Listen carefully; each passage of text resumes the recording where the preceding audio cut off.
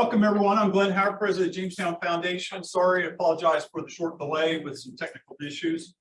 The event you're attending today was conceived and developed by Ben Hodges, and a group of us that had an exchange and through email. And the title of our event is Demystifying Russia's Tactical Nukes and Raising the West's Nuclear IQ. So this is going to be one of a series of events that we hope to continue on this topic of discussing Russian tactical nukes. And Ben deserves all the credit for that. In fact, the comment Ben made previously was that deterrence is all about the opponent thinking, the capability, and the will to do it. And this is certainly part of that discussion, is understanding, as a part of deterrence, is understanding how the threshold of nukes occurs and develops, and try to enhance and improve understanding the policy community about Russian use of tactical nukes and thinking on that. So on that note, I'll turn the floor over to Ben Hodges, who needs no introduction. And thank you. The idea to do this came from frustration that many of you probably have, that our administration and other governments are making decisions or policies based on a fear of nuclear escalation. I mean, when the president himself starts off most discussions with no World War III, which means no nuclear escalation, of course, that communicates to all of our adversaries and potential adversaries that we are self-deterring about the possibility of the use of a tactical nuclear weapon. And if you're in here, you're already interested in the topic, and you remember when they first announced that the Russians were moving a nuclear weapon to Belarus, I mean, people were wetting themselves everywhere like, oh my God. And so it became clear that there's not a deep understanding of what it actually means when somebody says they might go nuclear or they might escalate. So our purpose today was to kind of, in obviously an unclassified setting, have a discussion to help inform the thinking about what does it mean? They might go nuclear, they might escalate. And so most of the conversation from our amazing panel of 5 experts is to talk almost a little bit clinical and practical to explain what are we talking about? From decision to detonation, what are the things that happen? What gets them to that decision? And we're talking primarily, of course, from a Russian perspective, although I think an important part of this will be our own thinking about what might our response be if they do it, or before they do it, or and then what. So I'm really very grateful, Glenn, to you and Jamestown for hosting this kind of thing. It's easy to come up with an idea. It's a lot harder to actually implement it. So thanks to you for doing that. We did do a prep session back on Monday with all of our panelists, Dr. Phil Peterson, Dr. Francesca Giovannini up at the Belfer Center, with retired Admiral Igor Kabanyanko of the Ukrainian Navy, formerly of the Ukrainian Navy. Of course, Igor is old enough to have been in the Soviet Navy also, so he'll bring a level of expertise. Phil, I forgot to mention, from New Generation Warfare Center, Lieutenant Colonel Jim Gifford from DETRA, Defense Threat Reduction Agency, although we want to make it very clear, and he will reiterate it, he is here as just Jim. And so what he says does not necessarily reflect what his agency would say. But that he had to go through some hoops to be cleared to be able to participate. So Jim, I appreciate you bringing that perspective. And then we also have Colonel Retired Sam Gardner, although I don't see Sam up on the screen anymore. Okay, we're working on getting him back. Sam is a non-resident fellow at the Wilson Center, Air Force veteran, a Vietnam veteran, actually. He got my attention months ago in this wonderful network of people that Glenn Howard has. And he talked about what might happen to try to provide some context. A tactical nuclear weapon, depending on how it was employed, what type it was, the yield, etc. But conceivably, you could even use it, detonated at the end of the runway at Dulles without necessarily blowing all the glass out of the terminal, depending on the type. And so I think most people, to include in government and on the Hill, When they hear nuke, they think Hiroshima or they think Dr. Strangelove. And so of course that scares the hell out of everybody. But that's not necessarily what it means. And so that's the motivation for our conversation today. And I look forward to the questions. Our format, we've got 5 panelists, at least 4. Hopefully we'll get number 5 back on the net. They each have 5 minutes, and everybody's agreed that, I'll give them a 1-minute warning when they hit the 4-minute mark if they're still going. But and I've got 1 or 2 follow-up questions directed to them, and then we'll go to the next person and the next person. And once we've kind of worked our way around, then we open it to the floor for questions as well as to the virtual audience. Okay, so that's how we'll go, and I think we're scheduled to go to 11:30. I hope you'll stay as long as you can bear the pain or have an interest, but you'll be free to leave whenever you want to. All right, with that, Dr. Phil Peterson of the New Generation Warfare Center. Phil. Thank you, sir. To be clear, we are talking about element 9 in Russian New Generation Warfare Doctrine. For the Russian General Staff, nuclear weapons are intended to deter attack against Russian territory, as well as to compel an enemy to terminate combat operations and negotiate war termination on terms favorable to Moscow. In support of these objectives, the Russians have developed very small nuclear warheads, a wide range of delivery means, and a strategy called escalate to de-escalate to provide guidance for the rational use of nuclear weapons. While the Russians view Western planning for the employment of nuclear weapons to be a form of terrorism, and that such use is not focused on operational outcomes, but punishment, they perceive their own use to constitute a form of restraint, in that it would be directed at preventing enemy use and, should that fail, reducing consequences for themselves. In furtherance of their approach, the Russians have developed a 4th generation of nuclear warheads whose effects, in their opinion, are not greater than 150 times less than American tactical nuclear warheads. Such small effect warheads are deemed to be more efficient firepower. That nuclear use carries heavy emotional baggage amongst Western publics may add to Russian information warfare deterrence effectiveness, but is not perceived in Moscow to contribute an inhibiting factor in the usability of weapons that are less than 0.2 of a kiloton. The Russian escalate to de-escalate concept is often compared to NATO's Cold War cumulative continuity model of graduated escalation, which was understood in NATO to be like an escalation ladder consisting of nuclear use and direct defense, deliberate escalation, and general nuclear response. The idea was to employ tactical nuclear weapons to restore stability in a situation where NATO's defense was under threat of collapse. If this NATO nuclear strike of some 20 warheads failed to halt the Warsaw Pact attack, or the Soviets responded with a nuclear strike of their own, NATO would undertake deliberate escalation to make clear that NATO would neither accept defeat nor fail to punish Soviet nuclear use. Finally, if the Soviets responded to the deliberate escalation with nuclear strikes on any of the 3 nuclear NATO members of France, Great Britain, or the United States, a general nuclear response by any of those states would have resulted in the wholesale destruction of the Soviet Union.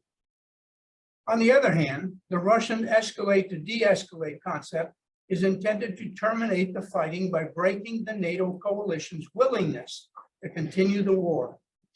Contrary to Muscovite propaganda, the Russians would withhold nuclear strikes against the nuclear-capable states in NATO. Initially, sub-kiloton tactical weapons would be employed to restore operational strategic stability in the theater of strategic military action, known in Russian usually just as the TVD. If the restoration of this stability failed to persuade NATO to enter negotiations on terms favorable to Moscow, nuclear operational strategic and strategic strikes could be conducted to isolate the theater from reinforcement. The target set of these strikes would include European ports and airfields, and possibly even ports and airfields on the American eastern seaboard. Finally, since the Poles are assessed to be the most determined and militarily capable European force, the Polish capital of Warsaw would be struck by a city buster nuclear weapon as a means of persuading Berlin and Paris to demand the Americans agree to a negotiated end to the hostilities. Well done. So recently, there's been a lot more talk coming from Russian analysts, mill bloggers, different voices there about a much more aggressive stance, even advocating striking Poland, just as you just described. And I don't imagine there's a lot of people that say things in Russia at that level without permission or a nod or a sense that they're able to say so. Does this reflect independent thinking, or does this reflect, you think, what President Putin is actually thinking?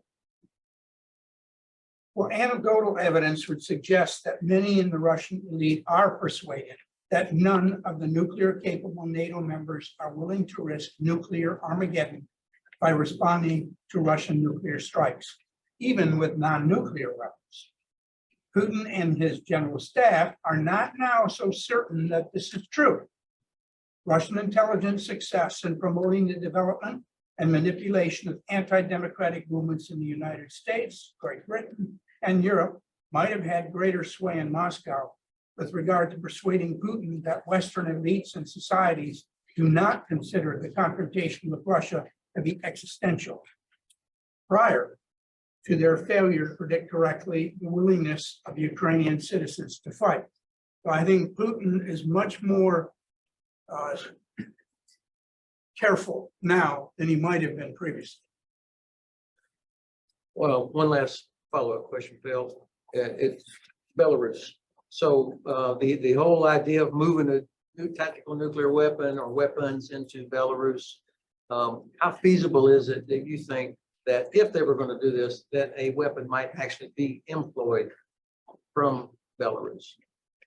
Well, Russian doctrine and exercise suggests that to avoid defeat, Moscow must be prepared to use sub-kiloton weapons, but they cannot win without the use of those weapons against NATO. So the idea of deploying nuclear weapons for this purpose in Belarus is likely to be a hedge against NATO retaliation in response to nuclear use to stabilize the operational situation in southern Ukraine and bring an end to hostilities as well as negotiations under terms favorable to Moscow.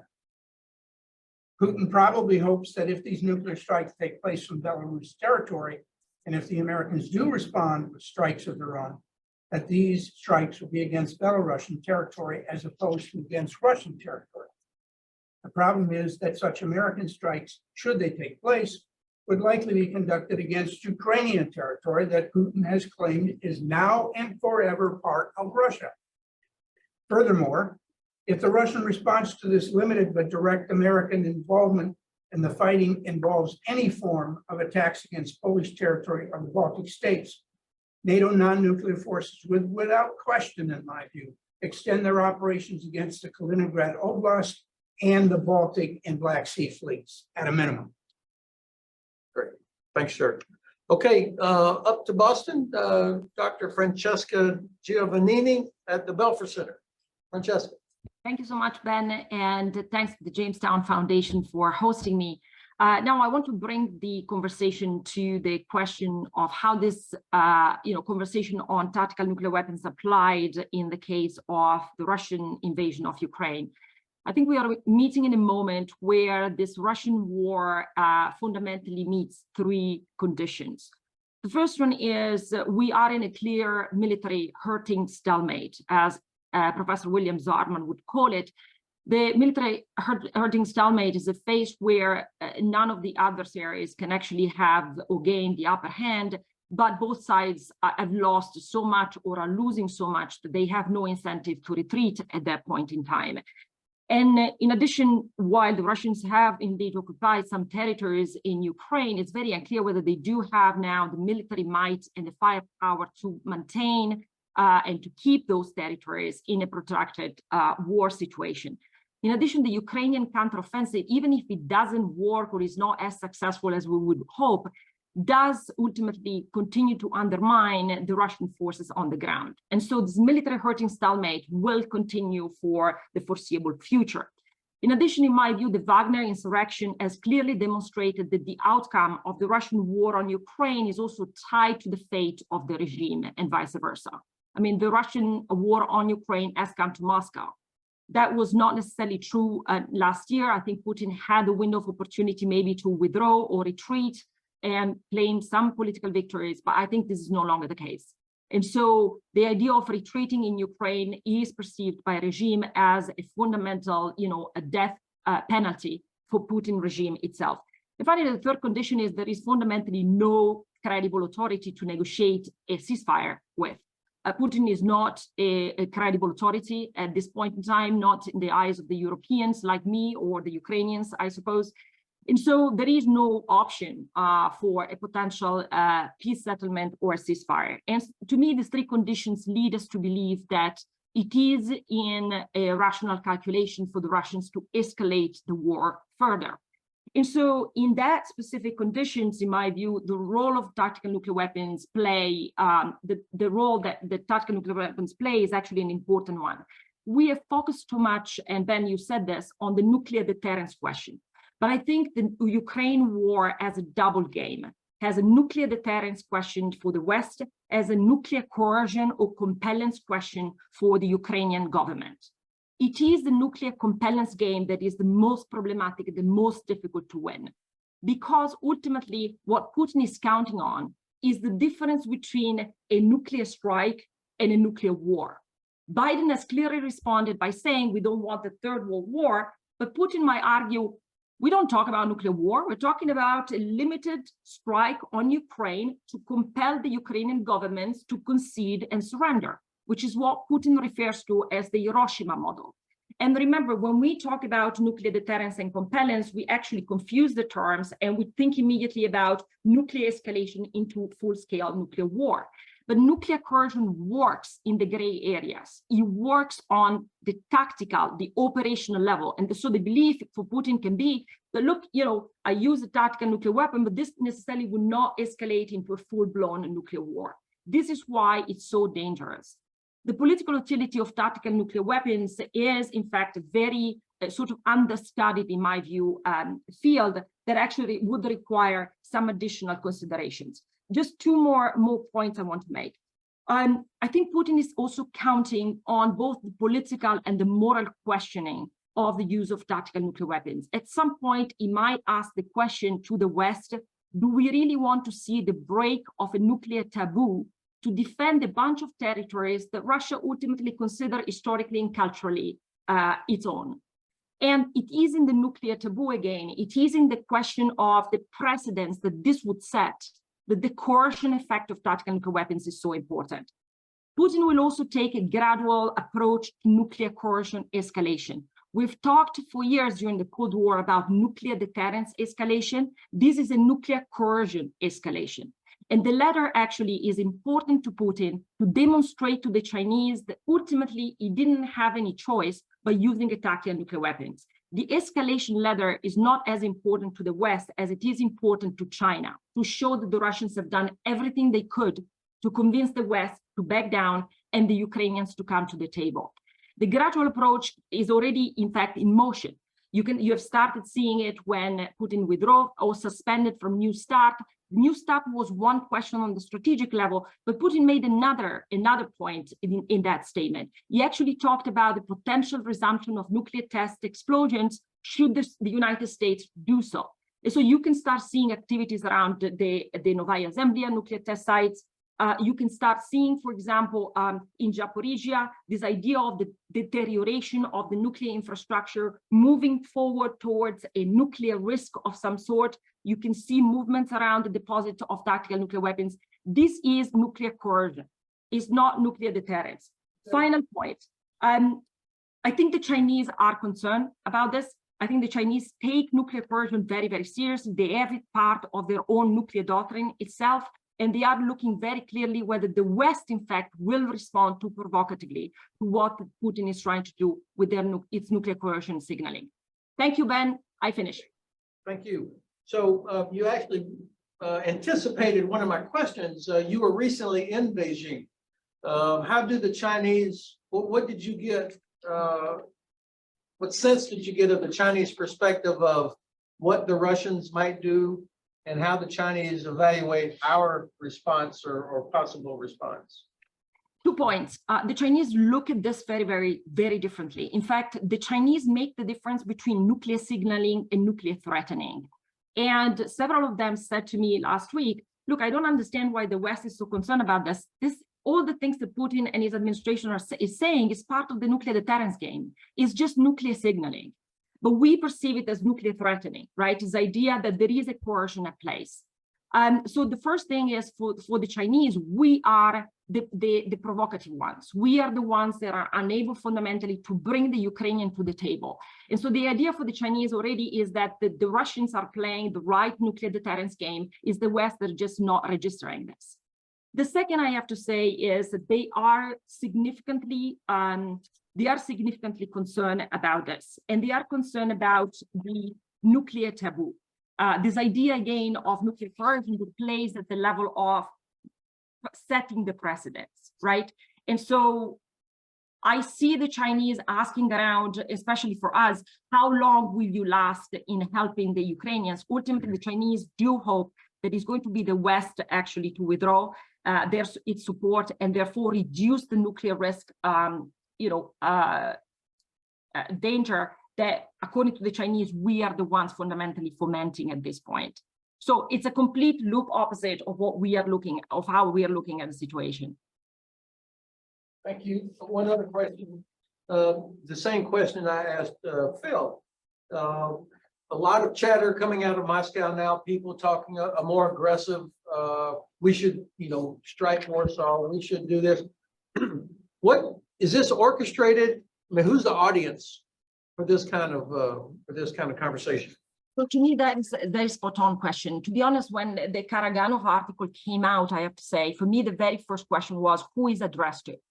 Because it seems to me that Putin has tried to play a nuclear restraint game as much as he could, but he also is under pressure by the very right-wing parties and movements in Russia. So for me, the article was not necessarily directed towards the Putin administration, but to potential other forces that might actually be, in the waiting, should, for example, Putin really fails in this campaign. And so who is the audience, to me, is the right question to answer. I don't know, but I don't think it's the Putin administration, to be honest. Okay, thank you very much. I imagine you're going to have a lot of questions come your way here the rest of the morning. Next, our third panelist is Admiral retired Igor Kabanenko, Ukrainian Navy, also now president of the Ukrainian Advanced Research Agency. I met Admiral Kabanenko through another one I've met through Glenn's amazing network. And I invited him to join us today to talk specifically about how would this work? I mean, how would the Russians actually do this? What are the steps along the way, and where are the vulnerabilities? So, Admiral, good morning, sir. Good morning. Good morning, everybody. Thank you very much for the invitation to take part in this, to attend this important event. Let me begin. It is quite often accepted what tactical nuclear weapon is designed for battlefield use and have a shorter range than strategic. I'm not sure what this is right explanation if we are speaking about Russian military doctrine. Tactical nuclear weapons in the Russian interpretation are exclusively about the power of the nuclear warhead. What is these are nuclear charges from less than one so-called sub-kiloton, it was mentioned already, up to several kilotons, and in some cases up to a couple tens kilotons. But the means of its delivery to a target can be different. large caliber artillery shells, aerial bombs, long range, and as well as anti-ship missiles, torpedoes, and even depth charges. For example, a tactical nuclear charge can be carried by Russian missiles with a range from 100 kilometers anti-ship missiles to 1,000 and more kilometers launch-range cruise missiles. That is, Moscow considers tactical nuclear weapons both for use on the battlefield and for delivering a limited nuclear strike deep in enemy territory. The use of tactical nuclear weapons on the battlefield is the continuation of hostilities using conventional weapons to inflict a decisive defeat on the enemy, what holds echelon defense or breaks through the defenses of the Russian troops. In both nuclear strikes are delivered against enemy's operational and strategic reserves in the zones of their concentration and or on the roads of movement, as well as fortified areas. It is envisaged what the advancing Russian troops would force the territory contaminated with radioactive substances after such strikes.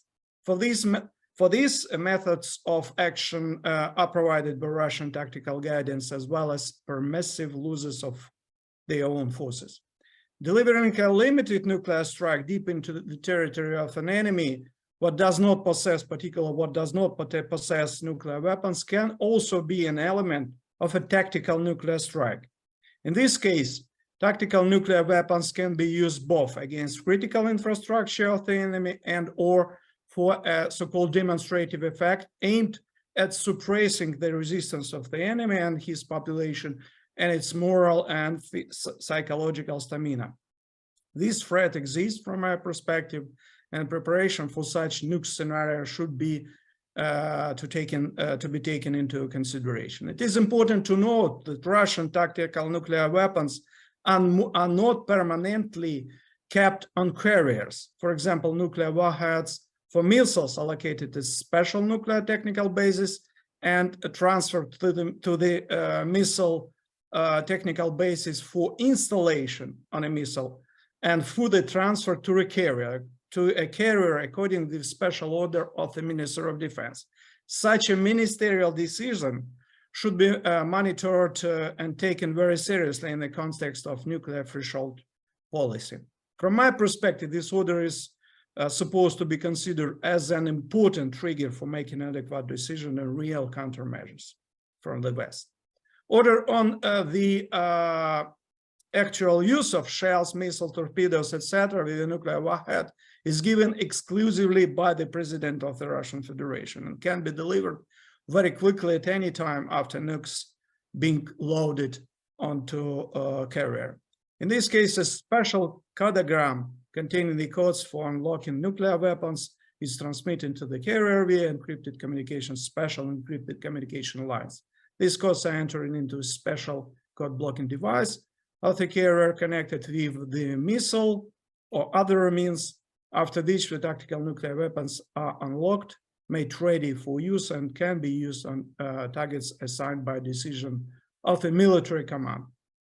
I would also like to note what the personnel of tactical nuclear weapons carriers undergo special practical training, both in preparation for launch and in preventing unauthorized actions with tactical nuclear weapons. At the same time, this is the same personnel, crews, units, and so on, what prepares and uses both conventional and tactical nuclear weapons.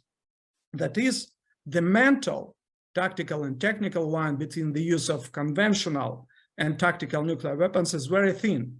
The same people, the same commanders, the same procedures, and visually, the same missiles, bombs, etc. This factor is important to take into consideration in assessing related to the topic.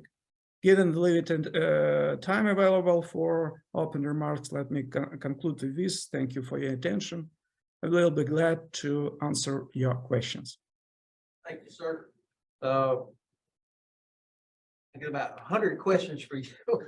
But let me just ask a couple. First, the process that you described, is it accurate to say that a decision is made at some point to deliver the weapon, to move it from depot to a delivery unit of some sort, that whole process, it must involve quite a few people, it would seem like, and so there would be, so we would have time to identify that it's happening, or we should have time, and that there are probably some vulnerabilities in that process where we might be able to intervene in some way. Is that an accurate statement? Yeah, sure. Yeah, sure. Of course, I think this is very important to understand when it was decision would be made or has been made in terms of loading a nuclear weapon or missiles, torpedoes, and so on with nuclear warheads, with tactical nuclear warheads to carriers. So this is, I think, it's important to understand that this is the real nuclear threshold, because in the real situation they don't keep this weapon on a board of carriers. So after that, at any time, Supreme Commander can just can make a decision and just sign an order in terms of using of this weapon. And so between the loading of tactical nuclear weapon to carriers and use of such weapon, it could be an hours. And my second question, Russia launched some missiles without a nuclear warhead, but they were imitation. This was back many months ago. I don't remember the specifics of it, but was that a test, or was that because they were running out of other missiles? I mean, what would be the reason for doing that? Yeah, unfortunately, we can find a lot of opinions in the media. What this is due to the fact that the Russian lack missiles with conventional warheads. From my perspective, this is not true, and that's not the reason. Launches in a salvo of missiles with conventional warheads and together with nuclear warhead simulators are carried out as a final stage in cruise training of warships, strategic aviation, ground batteries, missile batteries, to formally allow them to use missiles with real nuclear warheads. In this case, all procedures are carried out similarly to a real nuclear warhead, real nuclear weapon, including the unlocking of the launch chain and the nuclear warheads simulator in this case. Under certain conditions, the crew may not even know what they are launching a missile with a nuclear warhead simulator, not a real missile. This is done to ensure that at the right moment, no one's hand falters. Another important aspect of launching in a missile salvo, the missiles with conventional and with nuclear warhead simulator, is to understand how effective the enemy's missile defense system is. What is how many nuke missiles in a salvo it can potentially intercept. All right, sir. Thank you very much. Next panelist is Lieutenant Colonel Jim Gifford from the Defense Threat Reduction Agency, appearing today in his private capacity. Jim. Thank you, sir. My name is Dr. Jim Gifford for today. I'm here as a subject matter expert on nuclear weapons effects. My day job is a lieutenant colonel in the U.S. Army, nuclear counter WMD officer, currently assigned to the Defense Threat Reduction Agency, or DTRA.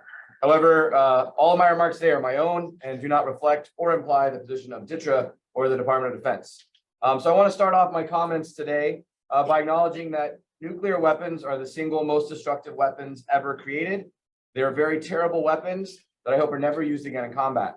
However, we can't control what our adversaries do, so we must be prepared to fight on a nuclear battlefield if they're used. So I earned my PhD from North Carolina State University in nuclear engineering, focusing specifically on nuclear fallout forensics. At the time, I found the rapid decay of the radioactive threat from fallout, especially the diminishing risk to combat troops, was actually very eye-opening. Like most people, I used to think of nuclear weapons destroying whole cities or even more, which is a single warhead.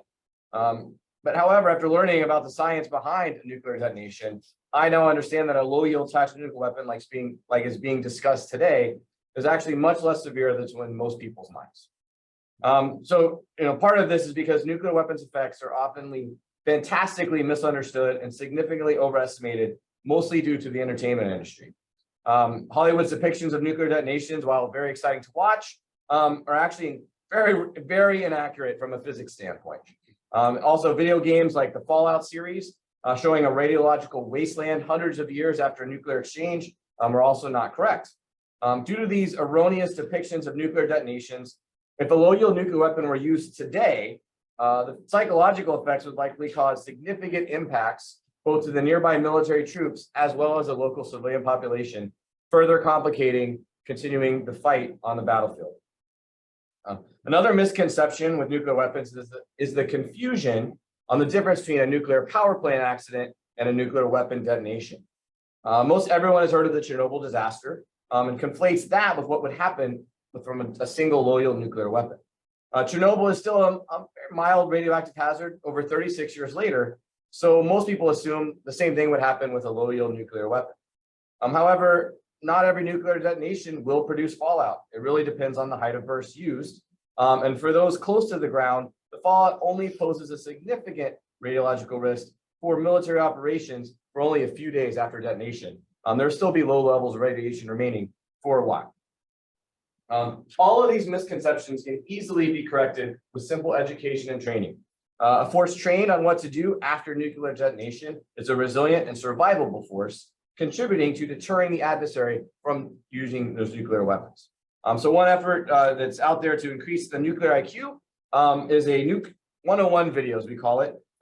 It's a video briefing available online today. It's public releasable, and to find it, the easiest way is just search nuclear effects and my last name Gifford. It'll be your first thing popped up on Divids. It'll be a great explanation of the realities of nuclear effects to remove a lot of the misconceptions I discussed. That's exactly what I needed from you to kind of help clarify. Now, of course, if you're not in this very unique community that you're in and that people around this table are in, it's almost impossible to say that in public. I mean, because, I live in Frankfurt, Germany. So if I was to start talking about, come on, it's not that terrible, people would look at me, well, you're obviously a warmonger and you're willing to risk nuclear war here that will destroy all of Germany. Or it conjures up George C. Scott in the war room saying, 20 million casualties tops, as if it's not that bad. And so you have helped provide a little bit of clarity. Again, nobody is dismissive of the terrible danger and what could come next. But I think understanding what you're describing the effects is very helpful. So you mentioned the nuclear power plant. My own belief is that the Zaporizhzhia power plant, which has been threatened, the Ukrainians have been talking about the possibility that it will be destroyed as a false flag, although nobody on the planet would think it was anybody but the Russians that would do it. But let's say they did do it. I mean, what's the significance? What would happen if Zaporizhzhia were destroyed by the Russians?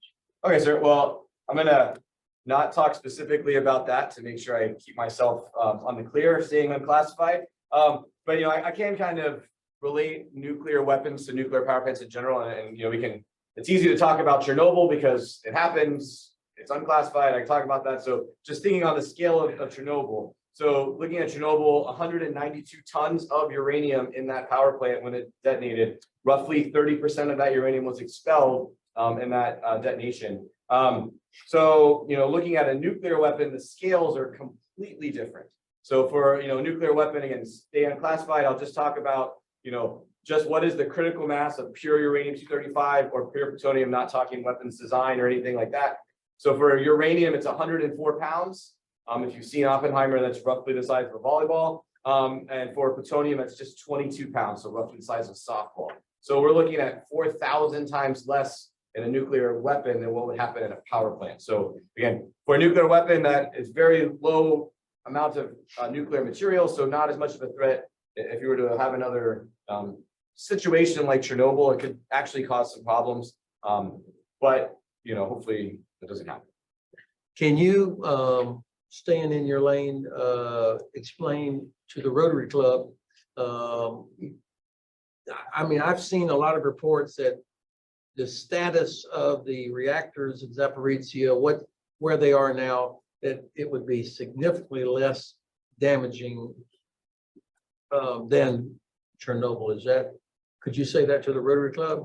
Sir, I would say probably. I mean, I think also, you know, after the Chernobyl incident, right, and then also 3 Mile Island, we have improved our safety on our power plants, as well as helping others, you know, across the world improve safety. So I think, you know, an accident like what happened in Chernobyl would be really hard to do today, to have that kind of release based on the safety that we have in place now. So I think it'd be extremely hard to do something similar at that scale. Okay. There are a lot of, not a lot, but I'm seeing several reports or marketing actually of antidotes for people to take things to protect them from radiation. Are those, I don't work for any of them, by the way, so just to be clear. But I might, depending on how you answer that. Are those practical, or are these just to make people feel better?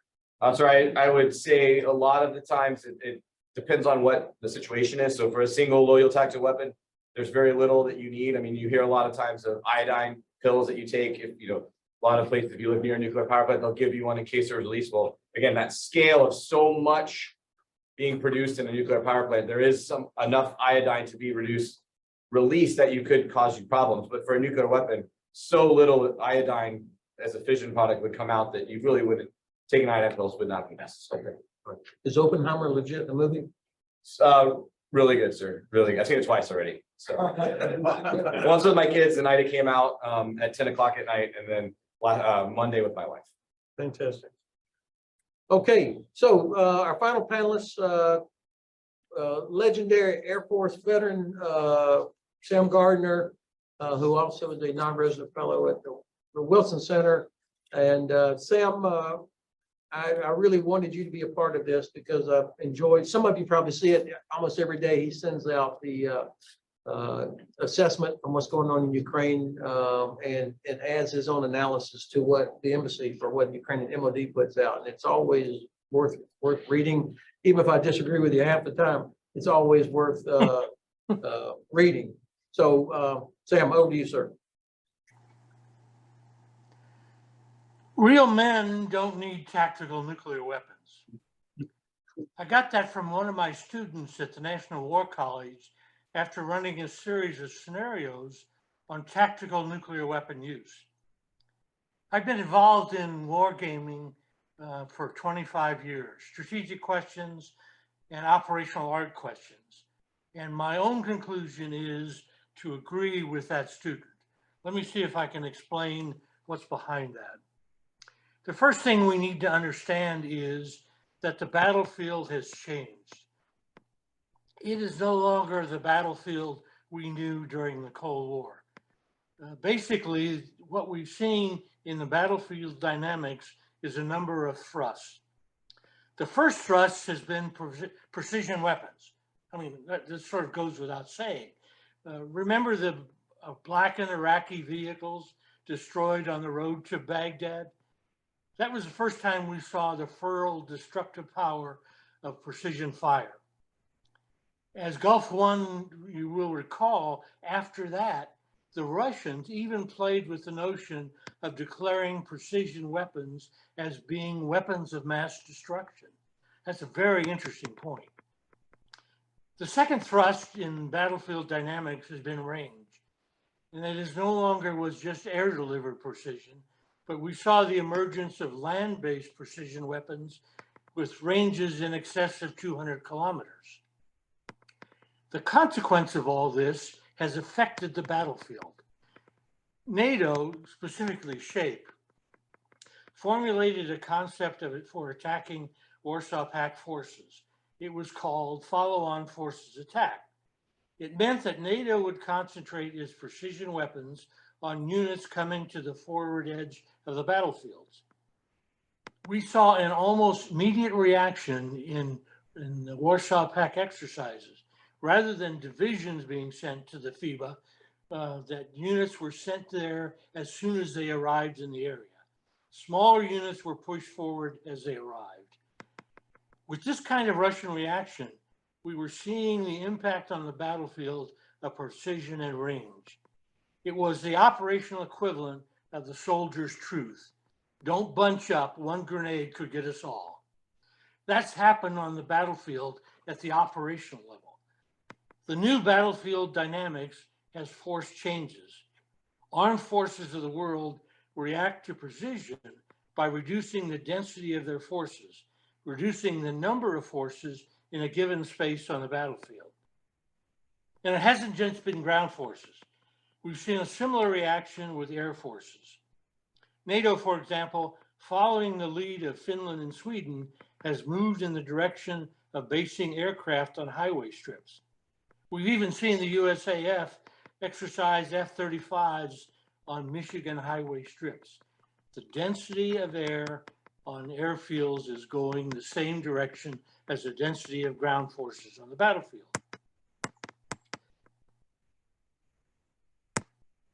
The student's conclusion I'll come back to, and that is, why aren't tactical nuclear weapons that helpful on the battlefield? It's basically because there are no more targets that are effective with tactical nuclear weapons.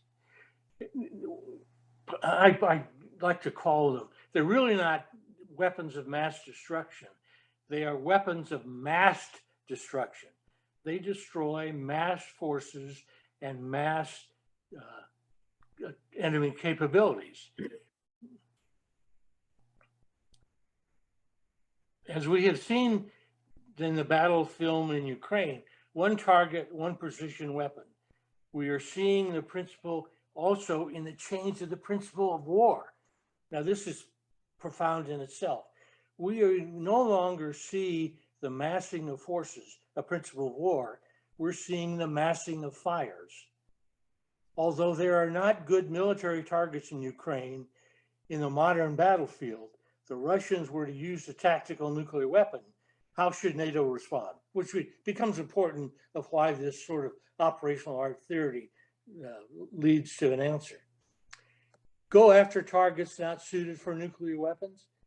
We could be more effective to influence damage on the Russian military forces by using conventional capabilities that allow one target, one weapon.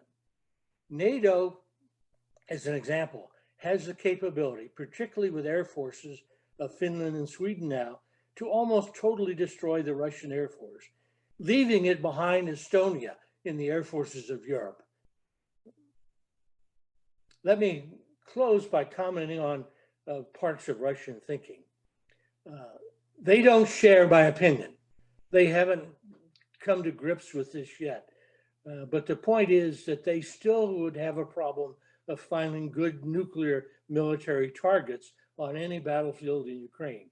And rather than thinking in terms of deterrence by our own response of nuclear weapons, it seems to me that the best response for NATO is with the conventional capabilities for which it would dominate the Russians completely.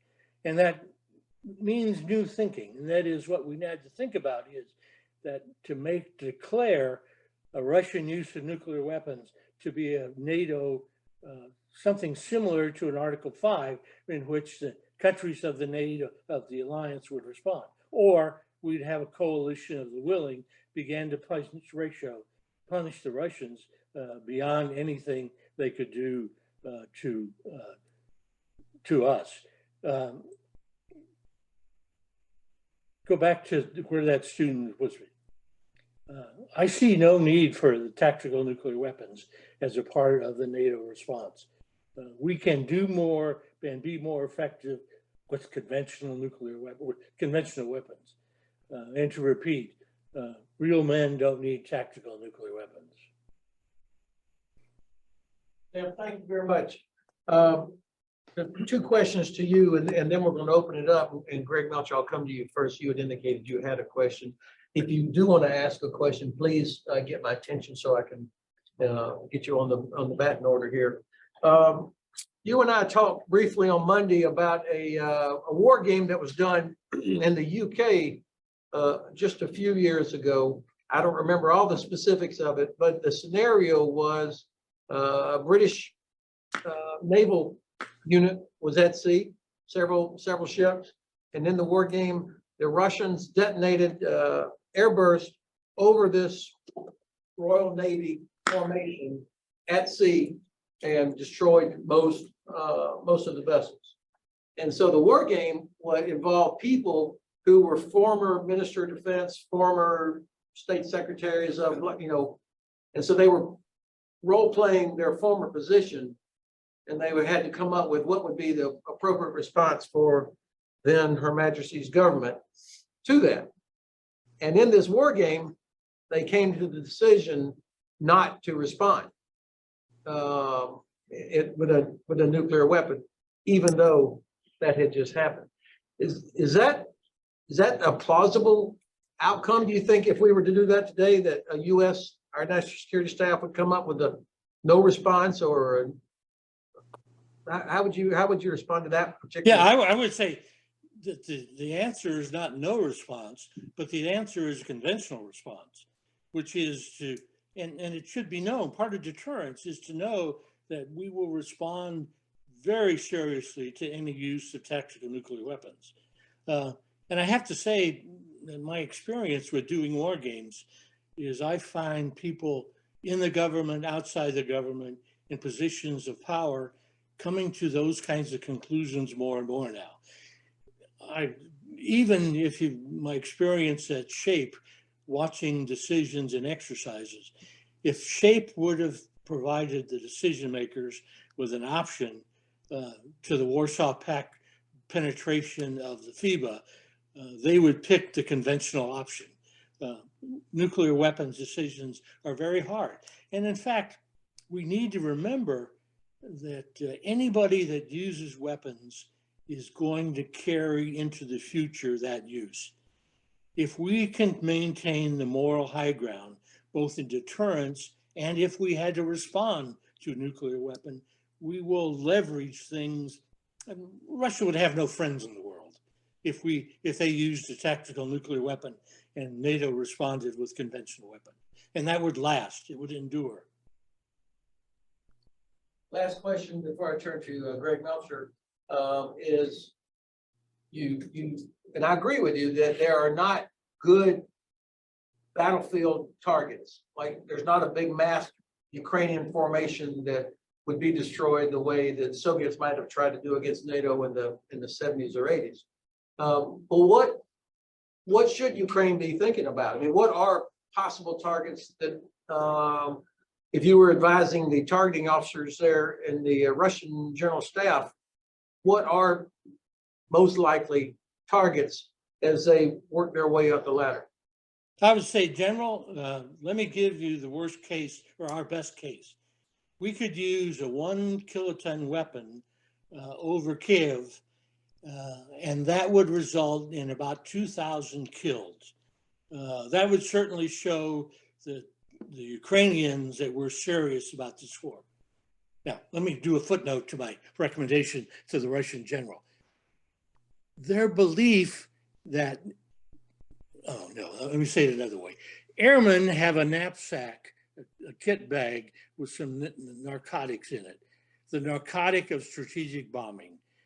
We have sold that to nations during World War II with Bomber Harris and Curtis LeMay, during the attacking of Vietnam for 10 years.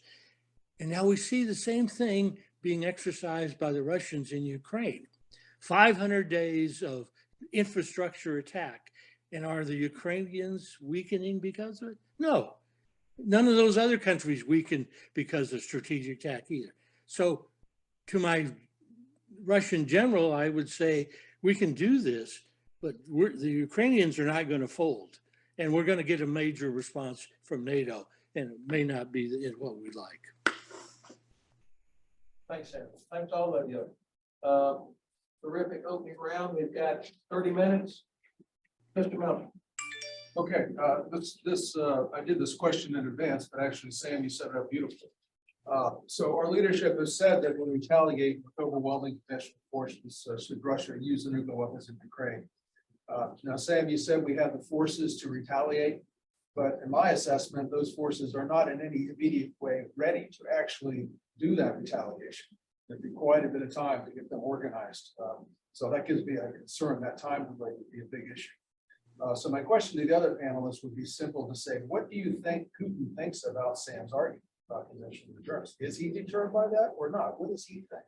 So that'd be my question to the other panelists. And then if I can add one question. Well, can you be very specific to, you want all four, the other four to? Well, anybody that wants to, do you think Putin is deterred by this conventional concept that NATO would respond conventionally? And the thing I want to add to what Sam said, I think there's going to be a considerable time delay before we would be able to respond. If you wanted Apache helicopters to be in there killing all the Russian armor in the occupied areas of Ukraine, that could be a week or a month to get them there. Maybe TAC Air could be there more quickly, but you still have to assemble the forces, get them in place, have all the timeline, have all the supply, repair everything. It's a lot of things have to happen for that retaliation to occur. So there'll be a time delay. All right. So given that, do you think Putin is deterred or not? That's my question. Let me respond from an air person's point of view. We could assemble for NATO in a matter of, what, 5 days, an armada of aircraft that would go both towards short targets and deep targets. And that we have nations in the world that are in NATO that really know how to do that. The Finns could do that in a drop of a hat. They'd be very good at attacking Russian air bases. The Swedes can do that. And we certainly have the capability of the forces we have in Europe to do that. So it's a very quick response. So it's clear that the retaliation is for the use of tactical nuclear weapons. But do you think, to the point, and I'll come to the other four panelists, do you think that the president of the Russian Federation is actually deterred by the warning by the U.S. president of catastrophic consequences, whatever they look like, probably conventional type weapons? Do you think that they take that serious and that they are deterred? They need to be educated. We need to be doing Exercise. Jamestown needs to be doing extra games that are seen by the public in which they see former decision makers saying, yes, we're going to do this. And I use this example because we did that with the Iranians.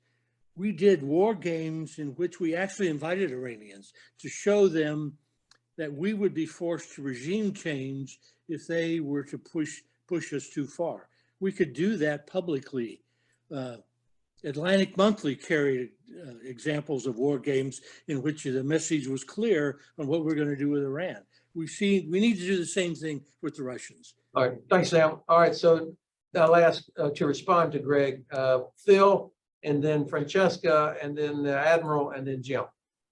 I think Putin is deterred. I think before we see him use nuclear weapons, we will see the Zaporizhzhia Nuclear Power Plant destroyed. That will be his first warning to us. But right now he's deterred, and what I agree with Greg on is that if we not mouthing, I don't think that the raising the rhetoric level is useful. I think if they saw us preparing the FARC to support 2 Army aviation brigades getting into position so that they understood that if you go nuke, you're going to lose all your forces inside of Ukraine. You're going to lose the Baltic Sea Fleet, the Black Sea Fleet. That'll be our first reaction, and we're not being drugged down the nuclear road. And so I think right now Putin is deterred. Francesca. Well, so I would say I think Putin is starting to see cracks in the NATO coalition and readiness. And two things that I want to share with you. I was on a track 2 dialogue with the Ukrainians and Russians, and I did ask actually some of the Russian colleagues what they believe about NATO. And one of them says, the more time goes by and the more actually NATO shows weaknesses. You're running out of ammos. You now have to scrap, the barrel. And so all these things count, right? Deterrence is a question of gaming. It's an image. And so is really NATO, ready for combat? That will be the first thing. I have to say that the Chinese believe that we will fold soonish. The Chinese do not believe that Europe has the guts and the endurance necessary to maintain the support that is required. And I think so Putin is counting on this. I think Putin is not deterred. And let me tell you very bluntly what I believe. Should he made a decision that tactical nuclear weapons are a political utility to him, he has already calculated that the cost of any conventional response would somehow be bearable to him. So whether you respond with conventional, whether you respond with UFOs, in my view, once he crossed the threshold, he believes that the conventional cost he can bear, right? And the thing that separates us, in my view, and I have a very, very clear perception here, what separates us from crossing the threshold is not what the West does, it is what China says. And right now, the Russians are looking at China, and exactly like Sam said, the perception is if they lose China, this is going to be really a game changer for them. But they've already accounted that they've lost the West. So conventional deterrence right now, I think, is just trying to waste time to make time. But do I really believe that conventional deterrence is going to be the ultimate final decision for him? No. Admiral. Thank you. From my perspective, if we are speaking about deterrence measures in this field, I think first it is important to bring some kind of comprehensive approach to use information sphere, economy, not only military, let's say, domain. Secondly, I think military sphere, it should be targeted. They should, in the Kremlin, they should understand absolutely clear what response will be not acceptable, unconventional response, not acceptable for them. So this, I think, will be the better deterrence measure. And of course, I think what it's this deterrence should be organized stage by stage. For example, if the decision would be made in terms of loading on weapon with nuclear warheads to carriers, so the countermeasures, deployment of forces,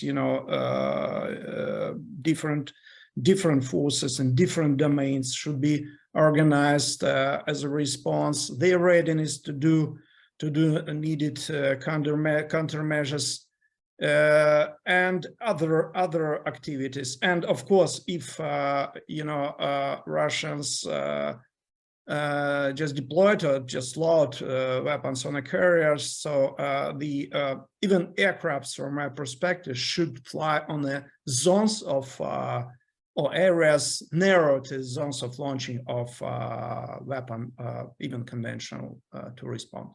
Thank you. Thank you.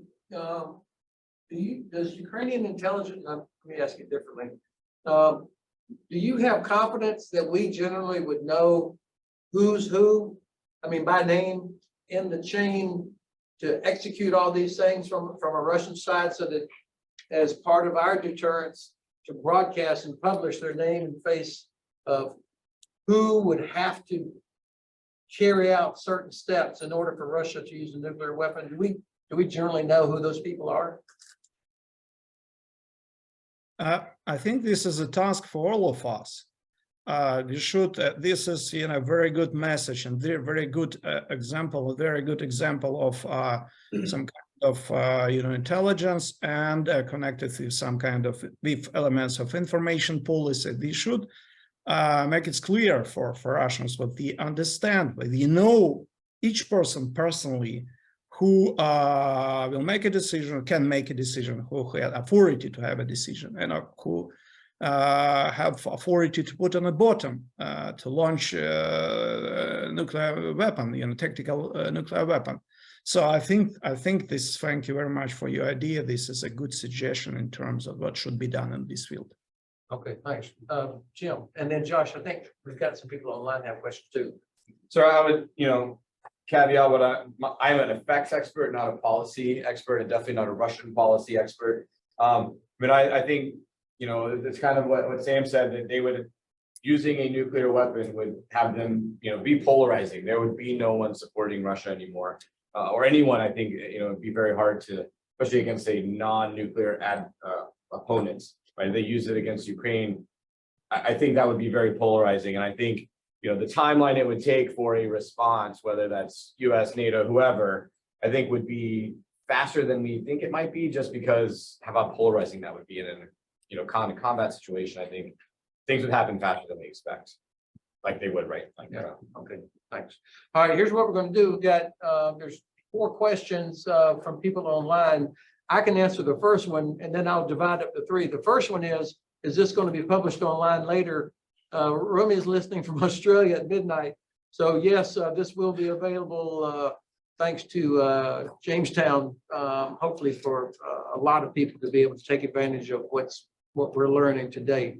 The next question I'm going to turn to will be Dr. Phil, and then the question from Jimmy Entz there I will give to Francesca, and what was the third one there? So Jim Yentz doubled me up. That's specifically to Dr. Gifford. So the first one from Yentz will go to the Admiral and to Francesca. So we're in our last few minutes, so short answers, please. What's the first one there? It's directly to Sam Gardner. I'm sorry, go ahead.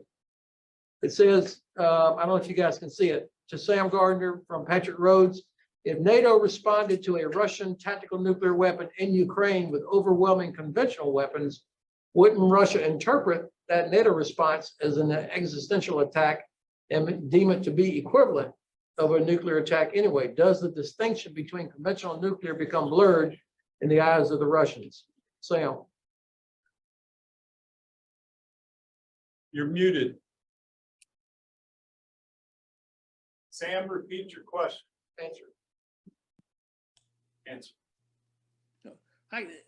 This sounds kind of silly, but I think we have a heavy responsibility to educate the Russians. They have really got some flawed notions of doctrine. Buying this idea, for example, of escalating to de-escalate, the idea that nations are not willing to accept casualties from nuclear weapons. There's nothing in history that would suggest that that would be true. Ukraine would accept casualties from nuclear weapons and not surrender. And I think the conventional attack is that, with their diminished military capabilities even more, that is a serious threat to the regime when they would have very little military capability that wasn't destroyed in this air campaign that we started in response.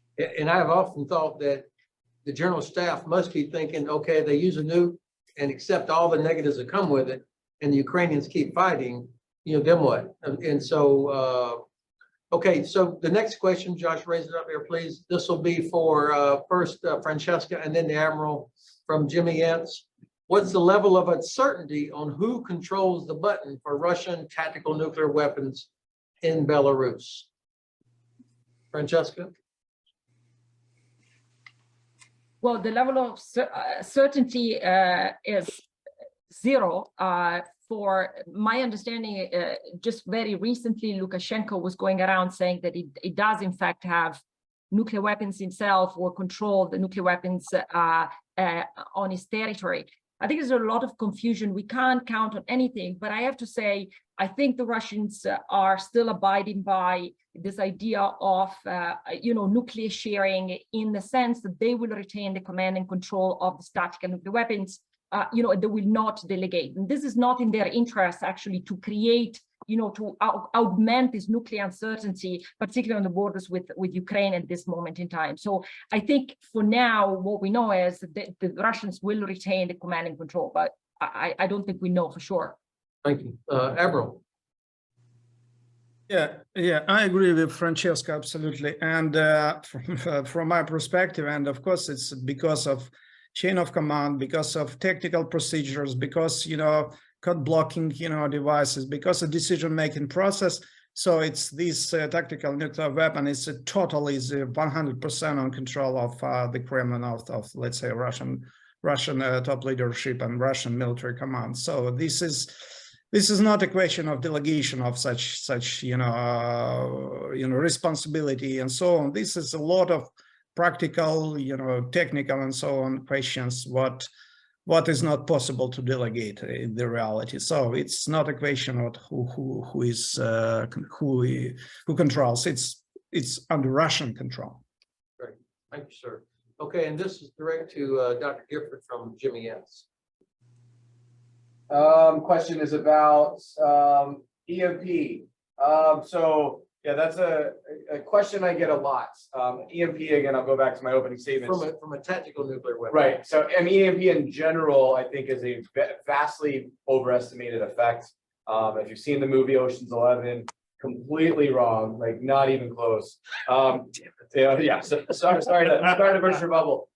Right. So EMP, electromagnetic pulse, it can cause problems. Typically what happens with EMP is it causes an upset, meaning it turns off the piece of equipment, or causes it, all you do is turn it right back on and it will work. Very rarely is there damage.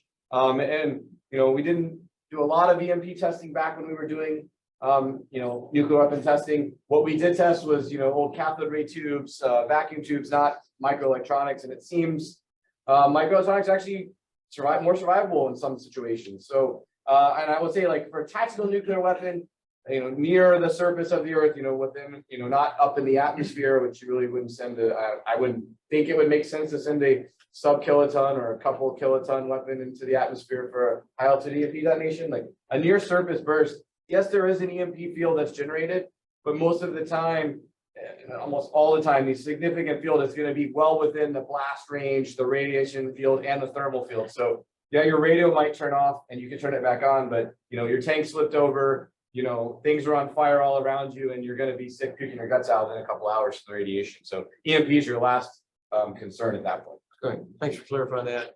Okay, and this will be the last question here. Heads up to all 5 panelists, we will do a 10-minute lightning round where you are in the office with the President of the United States, and you've got one recommendation to give him. Okay, so the last question before we get to lightning round is from Tom Kelting. Does the panel agree with Dr. Giovannini's assessment of Russia, believing that they can withstand a conventional attack? All right, so quickly, Bill. The Russians' general staff, the operations directorate, does combat potential modeling that reflect the ethnicity of the forces or the nationality of the forces and the nations they fight. So, for example, they really will do all the combat potential modeling, and then a K factor for the nationality may say, we're going to times that by 0.5 for the Danes and 0.9 for the Brits, okay? And they do the same at the national level with regard to nuclear strikes. They have combat, or they have nuclear withholds for some countries. They believe they can use a small nuclear strike on one country and they will quit. That they can use a large nuclear strike on Poles and the Poles will not quit. And the second point is just that the Russian general staff absolutely does a different assessment between nuclear and enemy's nuclear use and conventional use. But whether or not they will respond depends upon whether the strike or attack is existential to the Russian regime. Thanks, sir. Francesca, do you want to, the question was in reference to something you had said. Yeah. You want to clarify any of that? Yeah, so I strongly believe that if Putin makes a decision to use tactical nuclear weapons, is because he has already considered that the conventional cost he can actually withstand, whatever that means, especially if it's localized on its Russian forces in Ukraine. I don't think this, if he has made that calculation to go for a tactical nuclear strike, to me, he has already factored in that there will be some sort of response, and that response in his calculation will be bearable. Okay, thank you. Admiral.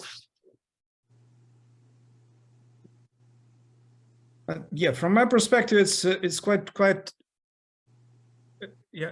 From my perspective, it's quite general question if you're speaking about, you know, this interpretation, particular of this question, because we should understand which kind of targets should be taken into consideration.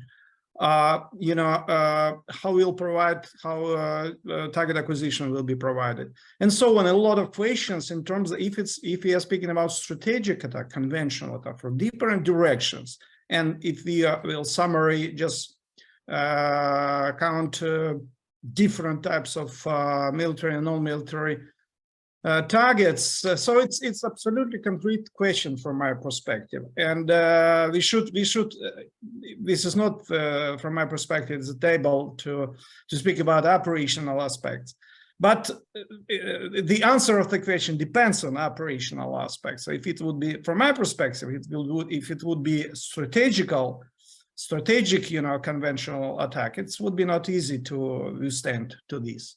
Particularly if we are speaking about capabilities of NATO. Yeah, I got nothing on that one. Sir. Okay. That's outside my opinion. Sam, you want to comment on that last? Nothing to add right now. Okay, thanks. All right, so this is the lightning round. You each have 1 minute. You got stuck on the elevator with the President of the United States, and you want to talk to him, give him some advice, a recommendation about whether it's likelihood or something we should do for deterrence or a response, anything around this broad topic. You've got 1 minute with the big guy. What would you tell him, Dr. Peterson? I'd tell him I could tell him exactly what the general staff would recommend to, or at least the operations director would recommend to Putin, but there's no way in hell I can tell him what Putin's going to do. Okay. Francesca, what would you tell the President of the United States? Stop talking about World War III and engage with China under the table behind closed doors to make sure that there is a very strong leverage effect, not from the West that Putin has discounted already, but from China and India to constrain his options moving forward. Very good. Admiral.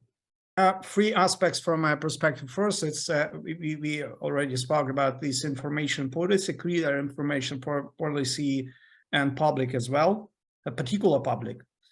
Second, in terms of you know, nuclear thresholds and in other aspects, what should be clear for Russia. Second, it's directly a message to Russia. If so, understanding of should be absolutely deep understanding of Russian authority. If they will use tactical nuclear weapon, what response not would be, will be. And third, it's real preparation, real demonstration of capabilities, NATO capabilities to respond. Thank you. Thanks. Jim, Dr. Gifford. Sir, I would say, you know, increasing nuclear IQ is huge for deterrence. Something we had during the Cold War. Everyone knew if you're on the front lines of Germany, you knew they were going to be used. You knew how to respond. 20 years of the counterinsurgency fight, we've kind of atrophied some of those skills. We're bringing them back now, and just think increasing that as much as we can, letting people understand how we could very simply fight through a nuclear battlefield, continue and win the battle. Okay, and Sam, what would you tell the President of the United States if you had 1 minute with him? Mr. President, this month, the United States eliminated its last chemical warfare capability. You have the possibility of being on the cusp of the same kind of thing for nuclear weapons. It requires some stuff from NATO. It requires actions by the United States to convince the Russians that we would not tolerate their use of tactical nuclear weapons, and NATO needs to have a policy. NATO doesn't have a policy now on responding. There is talk, but not anything that's specifically focused. Okay, I am smoked. That's an intense hour and a half. Thank you very much to our 5 experts. I learned a ton, as I imagine everybody listening did or many of you will have. And yes, this will be available online, thanks to Jamestown. Lynn, thank you very much for sponsoring this, hosting this, and doing all the hard work to make it happen. Over to you, sir. Thanks for moderating, and we'll hope to see you again in the future. And we hope there will be a demystifying round 2. So if Very there's in the future. So thank you everyone for coming today, and hope to see you again in the future. And if you don't subscribe to Your Age Daily Monitor, please do. It's a great way of staying informed. Thanks all of you. Thank you.